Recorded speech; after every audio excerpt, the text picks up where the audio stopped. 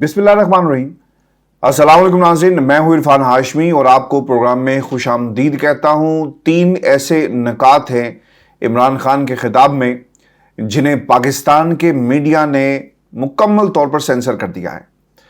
एक चैलेंज है इमरान खान का पाकिस्तान की तमाम ताकतों को, और फिर दूसरा नुक्ता जिसमें उन्होंने पाकिस्तान की इस्टेब्लिशमेंट के किरदार को पाकिस्तान की आवाम के सामने रखा, और फिर एक रोड मैप दे दिया है पाकिस्तान में जमहूरियत की बहाली का। लेकिन ये तीनों नकात जो हैं पाकिस्तान के मीडिया पर नहीं चले। व्यूअर्स, खान साहब ने इस्टेब्लिशमेंट के किरदार को जो पिछले 1 साल से वो देख रहे थे, इस पर अदम इत्मीनान का इजहार किया है। पाकिस्तान की इस्टेब्लिशमेंट से खान साहब मुतमईन नहीं है, और खान साहब ने मुतादिद दफ़ा अपने खिताब में भी ये कहा कि जो धोखा जनरल बाजवा ने उन्हें दिया, अब वो शायद ही किसी पर इत्तमाद कर सके, इत्तबार कर सके। कहना वो ये चाहते हैं कि अगर दोबारा उन्हें हुकूमत मिली तो शायद वो पाकिस्तान की इस्टेब्लिशमेंट पर किसी सूरत भी इत्तबार नहीं करेंगे। व्यूअर्स, आपको ये बताएं कि इस्टेब्लिशमेंट की मदद, बाज़ लोग ये कहते हैं ना कि खान साहब को कि आप सिलेक्टेड थे, किसी के कंधों पर चढ़कर आए। वो जो जनरल जलानी की पैदावार है, जिन्हें पाकिस्तान की फ़ौज ने हमेशा सपोर्ट फराहम की, रजीम चेंज हो या इससे पहले भी, ये वो लोग हैं जो एक नैरेटिव बनाते हैं। इनके लिए भी खान साहब ने एक पैगाम दिया, और वो पैगाम ये है कि अवामी मैंडेट के लिए इंतखाबात करवा दो। पाकिस्तान की इस्टेब्लिशमेंट को ये पैगाम था, और फिर पाकिस्तान की अवाम जाने और सियासतदान जाने, जिस भी सियासतदान को पाकिस्तान की अवाम मुंतखब करेगी, इक़्तिदार उनके हवाले कर दिया जाएगा। व्यूअर्स, ये भी आपको याद रखना चाहिए कि इस पूरी सिचुएशन के अंदर खान साहब एक चैलेंज कर रहे हैं मौजूदा क़यादत को। और क्या कहते हैं वो? ये कहते हैं कि आपने हमारी हुकूमत को, यानी पीटीआई की हुकूमत को, हमेशा सेलेक्टेड कहा। इस बार पाकिस्तान की इस्टेब्लिशमेंट आपके साथ खड़ी है, कंधे के साथ कंधा मिलाकर। अगर फिर भी हिम्मत है तो जाकर आम इंतखाबात का ऐलान करो, और फिर हम तुम्हारा मुकाबला जो है मैदान में करेंगे, और पता चल जाएगा कि पाकिस्तान की अवाम किसके साथ खड़ी है। अब ये इमरान खान की बका की जंग नहीं रही, ये पाकिस्तान की बका की जंग बन गई है। ये पाकिस्तान की अवाम की बका की जंग बन गई है। इसीलिए खान साहब ने ये बातें कही, और जो उनकी आवाज़ में इत्मीनान नज़र आता है, उसकी बुनियादी वजह अवाम में उनकी मकबूलियत है। जो उनका बयानिया है वो अवाम का बयानिया है, जो उनकी आवाज़ है, और इस आवाज़ में पाकिस्तान की आवाम अपनी आवाज़ को शामिल कर रही है। खान साहब ये भी कहते हैं कि जनरल बाजवा ने चोरों को मुसल्लत किया। व्यूअर्स, अब तो पाकिस्तान में बच्चे बच्चे को मालूम है कि पिछला 1 साल जो गुजरा, इसमें जनरल बाजवा की इस्टेब्लिशमेंट का क्या किरदार था। इमरान खान की हुकूमत को किन हालात में ख़त्म किया गया। अमेरिका से ये साजिश जो है वो चलती है। लोकल हैंडलर्स किस तरह पूरे बयानी को बनाते हैं। इंटरनेशनल प्लेयर्स के सामने इमरान खान की पोजीशन को कमज़ोर किया गया।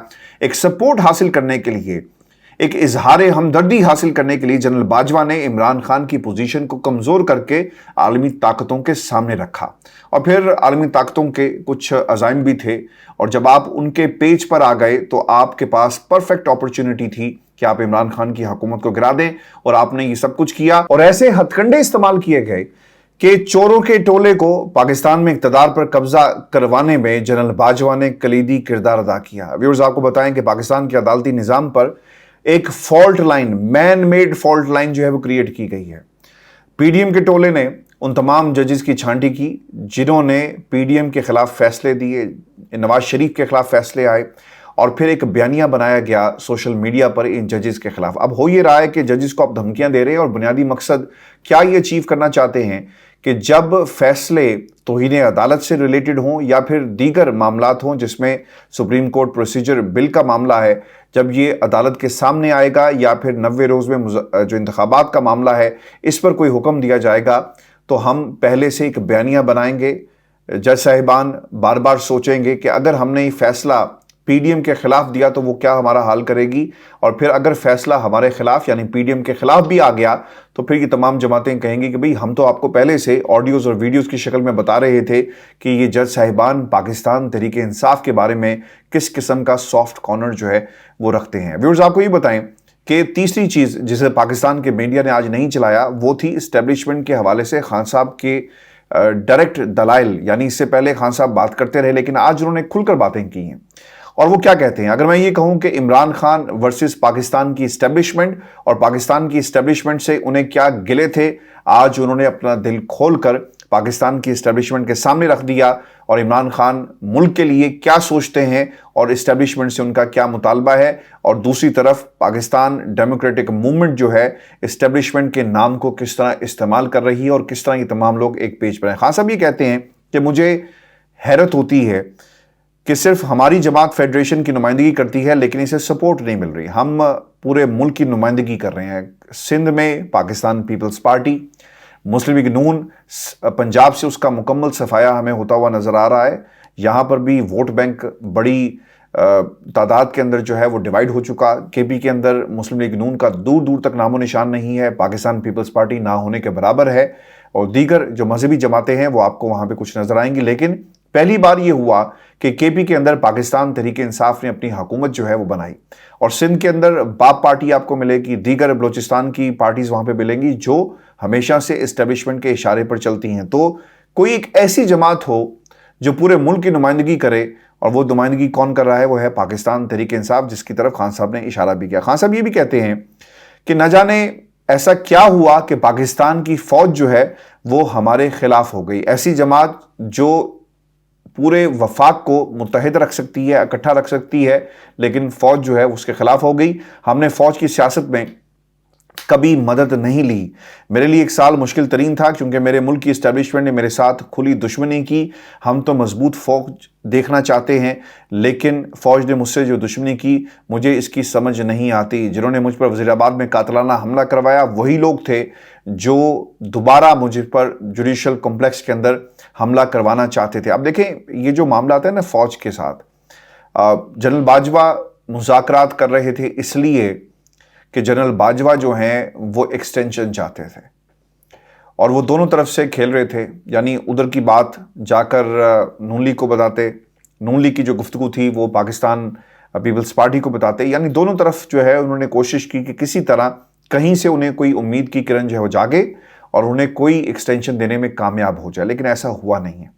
अब आ जाते हैं मौजूदा इस्टेब्लिशमेंट पर, क्योंकि पिछले एक साल का खान साहब ने हवाला दिया है और खान साहब बार बार ये कह रहे हैं कि इस्टेब्लिशमेंट से उन्हें कोई उम्मीद नहीं। क्यों ये कह रहे हैं? क्योंकि पाकिस्तान के अंदर जो जनरल बाजवा का किरदार था उसकी कॉन्टिन्यूटी नजर आती है। अब सवाल ये पैदा होता है कि इमरान खान पाकिस्तान की मौजूदा इस्टेब्लिशमेंट से मुतमईन क्यों नहीं है। जवाब इसका ये है कि उन्होंने एक report supreme court of Pakistan में जमा करवाई और इमरान खान साहब ये समझते हैं कि इस रिपोर्ट के अंदर जो मौक़िफ़ अपनाया गया और जो उसके मदरजात सामने आए कि हालात ऐसे नहीं हैं कि हम फोर्स मुहैया कर सकें। आर्टिकल 245 का हवाला तो वो दिया गया कि वफाकी हुकूमत का ये इस्तेहकाक है कि वो फ़ौज को बुला सकती है, लेकिन रिजर्वेशन जो पेश की गई, मैं आज कंपेयर कर रहा था उस प्रेस कॉन्फ्रेंस को जो तर्जुमान पाक फ़ौज की तरफ से की गई और दूसरी तरफ जो बयानिया बनाया जाता है, जो रिपोर्ट्स पेश की जाती हैं कि हालात ऐसे नहीं हैं। दोनों में ज़मीन आसमान का फ़र्क है। एक सब अच्छे की रिपोर्ट दी गई है तर्जुमान पाक फ़ौज की तरफ से, रिहैबिलिटेशन सेंटर्स का जिक्र किया गया, स्कूल्स का जिक्र किया गया, कितने इलाके पर इस वक्त जो है वो ज़िंदगी को बहाल कर दिया गया। तो ये तो अच्छी बातें हैं, बहुत अच्छा एक मुकम्मल जो अहदाफ थे उन्हें पूरा कर दिया गया। तो फिर किस तरह हम ये मान लें कि हालात पाकिस्तान के अंदर ठीक नहीं। खान साहब इसी चीज़ का हवाला देते हुए कहते हैं कि ये पूरे का पूरा जो पीडीएम का टोला है ना और पाकिस्तान की इस्टेब्लिशमेंट एक पेज पर है और जो report supreme court of Pakistan में पेश की गई कि हालात ठीक नहीं है, यही बात पाकिस्तान में पीडीएम की जमातें भी कर रही हैं, क्योंकि उनको ये लगता है कि अगर इमरान खान साहब इक़्तिदार में आ गए तो फिर हमारा क्या होगा।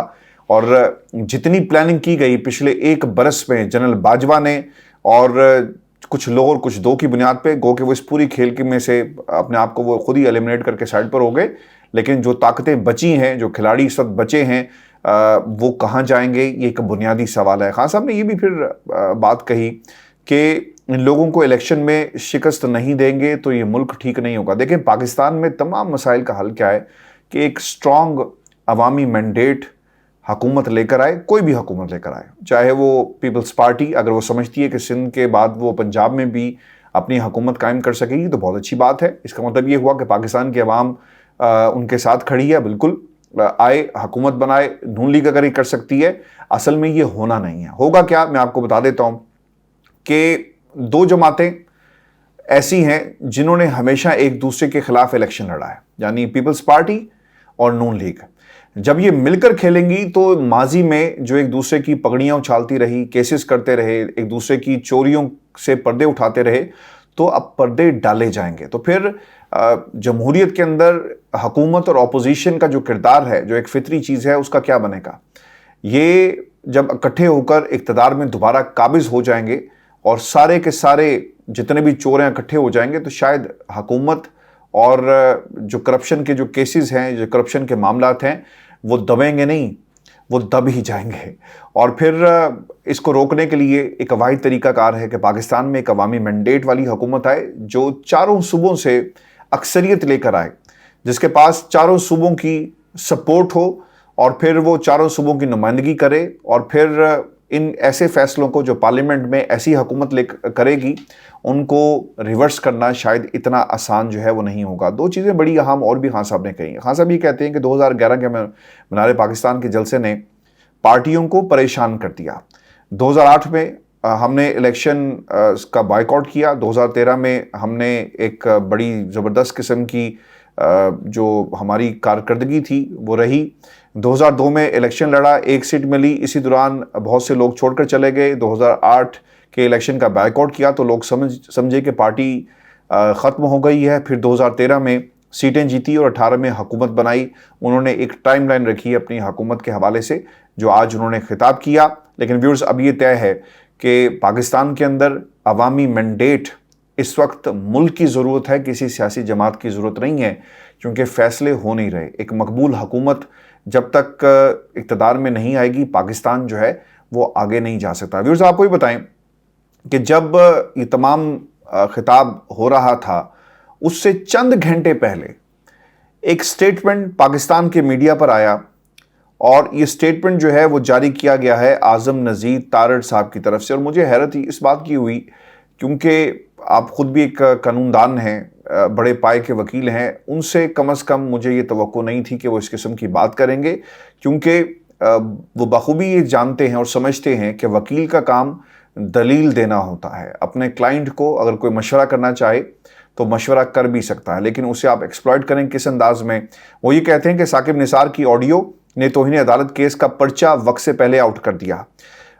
وہ یہ بھی انہوں نے کہا کہ نظریہ ضرورت کے تحت عدالتوں نے جتنے فیصلے دیے انہوں نے ملک کا نقصان کیا. آج ایک اور آڈیو لیک ہوئی, ایک فرمائشی گفتگو ہے کہ ماحول کیسا کر دیا جائے کہ ادارے آمنے سامنے آ جائیں. سیاسی معاملات کو عدالت میں نہیں جانا چاہیے. جب بھی سیاسی معاملات عدالت میں گئے ملک کا نقصان ہوا. ماضی میں سابق وزیر اعلیٰ اور سپریم کورٹ بار کے صدر کی آڈیو بھی سامنے آئی. یہ معاملہ 2017 سے شروع ہوا جب مسلم لیگ نون کو ٹارگٹ کیا گیا. اعظم نذیر تارڑ صاحب شاید بھول رہے ہیں, یہ معاملہ جسٹس قیوم کے زمانے سے ہوا, جب چھوٹے پائن نے بڑے پائن کی جو خواہش تھی وہ جسٹس قیوم کے سامنے رکھی. اور آج تک کوئی ایک ایسا انٹرویو موجود نہیں ہے جس میں کسی صحافی میں اتنی پروفیشنل کرٹیسی ہو کہ وہ سوال کرے نواز شریف سے, شہباز شریف سے, کہ کیا آپ نے یہ بات کہی تھی اور کیا نواز شریف صاحب آپ نے یہ پیغام جو ہے اپنے بھائی کو دیا. وہ سوال ہی اور قسم کے ہوتے ہیں, اور وہ جو پوچھنے والے ہوتے ہیں وہ شاید اس دنیا سے نہیں ہیں, وہ کسی اور ہی سیارے کی مخلوق ہیں جنہیں ہاتھ میں سوالات جو ہیں وہ رکھ کر دے دیے جاتے ہیں, اور پھر اس کے گرد جو ہے ایک بیانیہ جو ہے بنایا جاتا ہے. وزیر قانون صاحب یہ بھی کہتے ہیں کہ ثاقب نثار کی آڈیوز نے توہین عدالت کیس کا پرچہ وقت سے پہلے آؤٹ کر دیا. حکومتی شخصیات کو توہین عدالت کے کٹہرے میں کھڑا کرنے کی فرمائش نے جلتی پر تیل کا کام کیا. اب یہ کرنے کیا جا رہے ہیں, میں آپ کو بتا دیتا ہوں یہ کیوں بات کر رہے ہیں. یہ بات اس لیے کر رہے ہیں کیونکہ انہیں معلوم ہے کہ 27 تاریخ کو چیف جسٹس آف پاکستان اگر ڈٹ گئے, جو مجھے تو نظر نہیں آ رہا, لیکن اگر ڈٹ گئے تو بہت اچھی بات ہوگی, ہمیں خوشی ہوگی. رول آف لا پاکستان میں آئے گا, اس کی بھی خوشی ہے, لیکن اس ریٹ کا کیا ہوگا, اس فیصلے پر عمل درآمد کیسے ہوگا, یہ بنیادی سوال ہے. اب یہ کرنے یہ جا رہے ہیں کہ اگر یہ فیصلہ ان کے خلاف آیا تو ہم تو پہلے سے کہہ رہے تھے کہ جناب آپ نے شہباز شریف پر توہین عدالت کی کارروائی کا باقاعدہ آغاز کر دیا, تو جناب آپ کو تو مشورے کون دے رہا ہے؟ ثاقب نثار. آپ کو یاد ہوگا نواز شریف صاحب نے ایک سٹیٹمنٹ جاری کی تھی کہ یہ عدالتیں ثاقب نثار زدہ ہیں, یعنی ان کی باقیات آج بھی پاکستان کی عدالتوں میں موجود ہیں. اب اسی بیانیے کو آگے بڑھایا جائے گا اور توہین عدالت کی کارروائی کو روکنے کے لیے یہ سب کچھ کیا گیا. اور اس سے پہلے چیف جسٹس آف پاکستان کی جو ساس صاحبہ تھی ان کی آڈیو کو بھی اسی پرپس کے لیے نکالا گیا کہ کسی طرح ان کو جھکنے پر مجبور کیا جائے. اب یہ امتحان عمر عطا بندیال کا نہیں ہے، یہ پاکستان کے لیگل سسٹم کا امتحان ہے.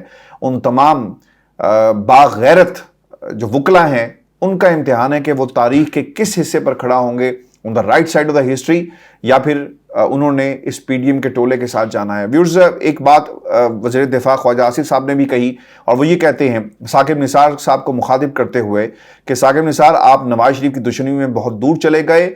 آپ نے 14-15 سال پہلے شریف برادران کے مجھ سے گلے کیے تھے، وہ حقیقت میڈیا پر بیان کر سکتا ہوں. آپ نے نواز شریف سے بدلہ لے لیا، اسے سزا سنائی، اب کتنی دیر اور اس زہر کو پالتے رہیں گے؟ یہ کہا گیا خواجہ آصف صاحب کی طرف سے. خواجہ آصف صاحب یہ بھی بتا دیں کہ جب وہ ہار رہے تھے تو اس گفتگو سے بھی پردہ اٹھائیں نا، جو انہوں نے جنرل باجوہ کو فون کیا اور کہا کہ بھائی جان بچا لو، میں ہار رہے ہیں، اور پھر راتوں رات جو ہے پورے کا پورا نقشہ جو ہے وہ بدل جاتا ہے اور وہ جیت گئے. ویورز، آپ کو بتانے چلیں جو آڈیو سامنے آئی ہے اس میں کیا کہا گیا ہے، اور پھر ایک دلیل میں آپ کے سامنے رکھ دوں گا اور آپ کو سمجھنے کے لیے آسانی ہو جائے گی کہ یہ آڈیوز ویڈیوز نکالنے والے شاید یہ بھول جاتے ہیں کہ یہ پوری کی پوری گیم جو ہے ان کے خلاف شروع ہو جائے گی، کیونکہ انہیں کہیں نہ کہیں اندازہ ہے کہ توہین عدالت کی کارروائی کی وائبز جو ہیں وہ سپریم کورٹ پاکستان سے آ رہی ہیں. اب یہ گیم الٹی کیسے ہوئی یہ میں آپ کو بتا دیتا ہوں. ثاقب نثار صاحب اور خواجہ طارق کی ایک مبینہ آڈیو سامنے آئی جس میں 7 ممبر ججمنٹ کا حوالہ دیا گیا، اور ثاقب نثار صاحب نے بلکہ پیج نمبر بھی بتا دیا کہ 553 پر رپورٹڈ ایک ججمنٹ ہے 2012 سپریم کورٹ کی، اور اس کا آپ حوالہ جو ہے سو موٹو کے حوالے سے دے سکتے ہیں. پھر خواجہ طارق صاحب کو یہ بھی کہا گیا کہ توہین عدالت کے معاملے میں آپ نے جو ہے منیر والا کیس ہے اس کو بھی دیکھ لیں. یہ بھی کہا گیا منیر احمد خان والا، اور اسے بھی استعمال کر لو، توہین عدالت کا بالکل کلیئر کیس ہے. یعنی توہین عدالت یہ لگانے جا رہے ہیں، یہ وائب سے ایسا لگ رہا تھا جس پر خواجہ طارق یہ کہتے ہیں کہ وہ اس کے اوپر بھی ہم تیاری جو ہے وہ کر رہے ہیں. اب ان کو شک پڑ گیا کہ یہ توہین عدالت ہوگی اور کون کون سے کیسز ہیں. میں آپ کے سامنے نا ایک واقعہ چھوٹا سا رکھ دیتا ہوں، پھر آگے ہم بڑھیں گے کہ یہ گیم الٹی کیسے ہو گئی ہے. بہت ہی پائے کے جج رہے، بہت ہی قابل جج تھے جسٹس آصف سعید کھوسہ صاحب. ان کی عدالت میں متعدد بار، کئی سو بار کھڑے ہو کر رپورٹنگ کی، بڑے بڑے کیسز کو رپورٹ کیا جب وہ لاہور ہائی کورٹ میں تھے. اور یہ ان کی عادت تھی کہ جب کوئی جونیئر وکیل یا ایک ایسا وکیل جو تیاری کر کے نہیں آتا تھا تو اسے ڈانٹتے نہیں تھے، بلکہ اسے بتاتے تھے. ان کو معلوم ہوتا تھا کہ یہ کیس جو ہے صحیح، یعنی جو وکیل سامنے پیش ہو رہا ہے یہ جیت جائے گا، لیکن یہ دلائل صحیح نہیں دے رہا، یہ جو کیسز کے ریفرنسز ہیں وہ درست انداز میں بیان نہیں کر رہا، تو اسے ڈانٹتے نہیں تھے، بلکہ کہتے تھے کہ جاؤ لائبریری میں فلاں کیس نکال کر لے کر آؤ، ریفرنسز کا جو ہے وہ دو، اور پھر میں تمہارے حق میں جو ہے فیصلہ دے دوں گا. یعنی باقاعدہ تعلیم و تربیت کا ایک سلسلہ جاری رہتا ہے. یعنی ایک جج جو ہے وہ کرسی پر بیٹھ کر سامنے وکیل کو بتا رہا ہوتا کہ کیس تمہارا ٹھیک ہے لیکن تم دلائل جو ہے وہ ٹھیک نہیں دے رہے. جب آپ کرسی سے اتر جاتے ہیں نا تو کوئی بھی جج ہو وہ دلائل دے سکتا ہے، وہ سمجھا سکتا ہے، وہ ججمنٹ کے حوالے سے بتا سکتا ہے. تو اگر اعظم نذیر تارڑ صاحب جیسے وکیل اس کو استعمال کریں گے صرف پولیٹیکل بیانیے کے لیے، تو میں یہ سمجھتا ہوں کہ اس سے ان کا اپنا قد جو ہے وہ چھوٹا ہوگا. اور پھر یہ بھی ویورز یاد رکھیں کہ دلیل اس میں یہ گیم کیسے الٹی ہوئی. خواجہ حارث صاحب نے نواز شریف کو ریپرزینٹ کیا ہے بہت سارے کیسز کے اندر، اور پھر دوسری طرف سلمان اکرم راجہ صاحب نے بھی نواز شریف کو ریپرزینٹ کیا. اب یہ دونوں صاحبان جو ہیں معزز وکلا صاحبان، اب یہ کس کو ریپرزینٹ کر رہی ہے؟ پاکستان تحریک انصاف کو ریپرزینٹ کر رہے ہیں.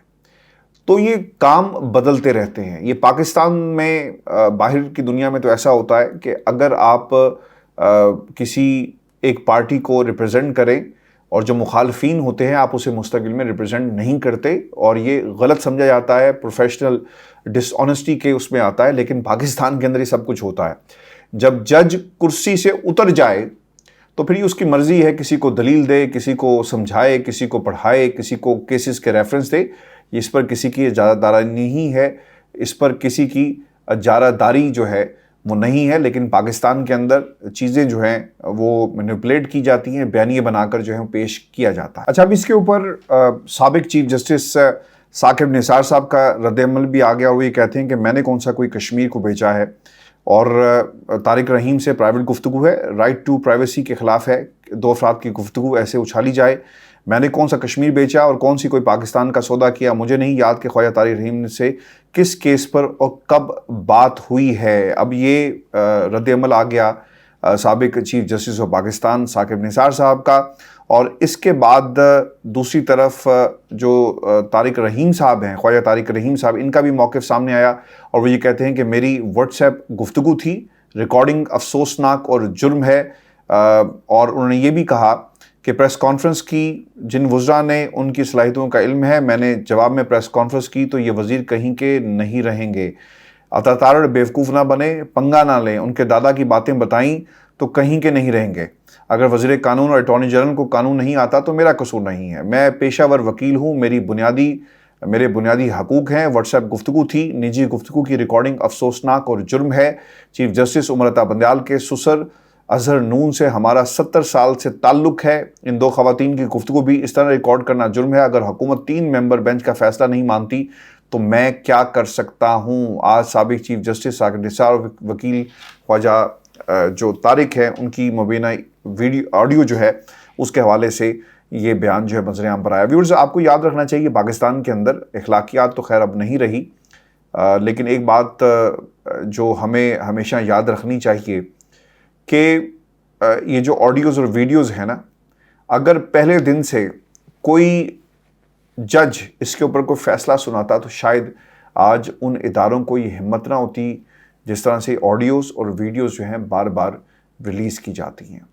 ویورز، یہ آج کا ہمارا شو تھا، اپنے کمنٹس ضرور بھیجیے گا، چینل کو سبسکرائب کرنا مت بھولیں، اجازت دیجیے، اللہ نے کے بعد۔